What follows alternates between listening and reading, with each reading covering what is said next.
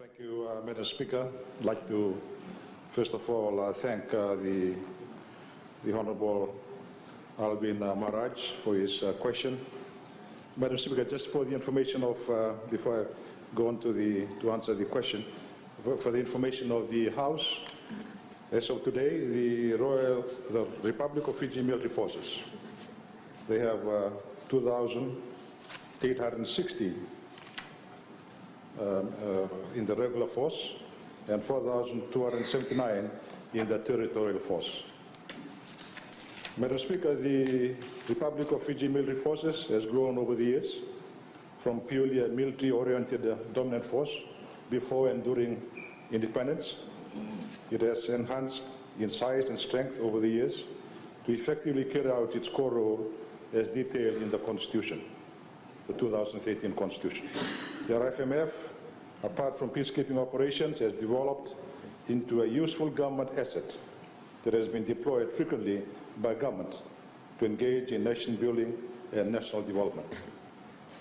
Madam Speaker, in its efforts to enhance the education system, the RFMF Engineers Corps has assisted in constructing schools in areas where such assistance is greatly needed and has been neglected for such a long time.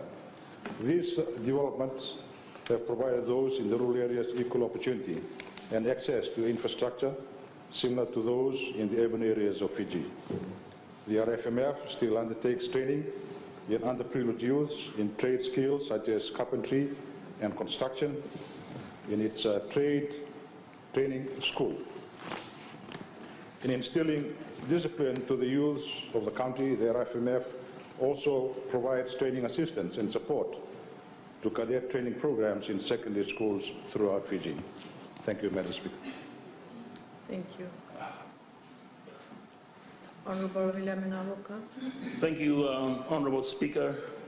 Honourable Speaker, as we travel around the country, we see that infrastructure will take 50 years, if not more, to bring into the standard that we all want. Roads, seaports, bridges, drainage, and all that. I just wonder if the RFMF can be engaged in a bigger way with infrastructure, i.e., out of these regular forces, if a major part of that can become the engineering corps and help with the infrastructure development. Thank you. Honourable Minister. Thank you, Madam Speaker. Thank you for, I'd like to thank the Honourable Member for the supplementary question. I'm sure we can look at that. Thank you, Madam Speaker. Thank you, Honourable Senator Karawaki. Thank you, Madam Speaker. In relation to the activities that have been explained by the Honourable Minister, can the Minister please explain how those activities relate to the constitutional role of the RFMF? Thank you, Madam Speaker. Thank you, Honourable Minister. Thank you, Madam Speaker. I'd like to thank the Honourable Leonard Member for his supplementary question. As I mentioned in my reply to this question, the RFMF has grown over the years from a purely military-oriented dominant force before and during independence.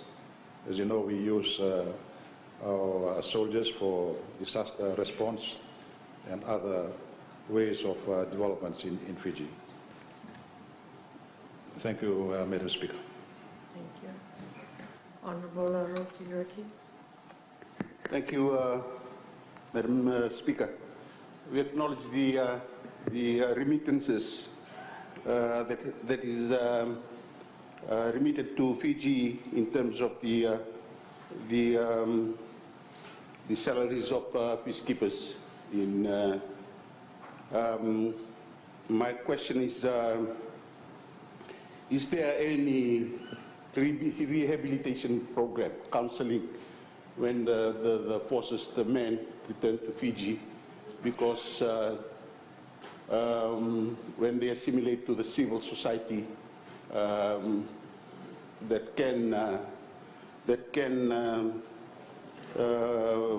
alleviate a lot of social problems, like we Like we know other nations, they go to drugs,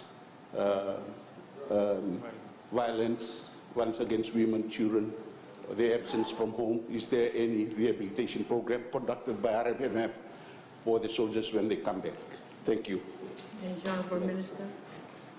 Thank you, Honourable. Thank you, Madam Speaker. I thank the Honourable Member for that supplementary question. Just a very short, quick answer, Madam Speaker. The military forces, they have a party, a chaplain, full-time chaplain, that does this work in counseling our soldiers. Thank you.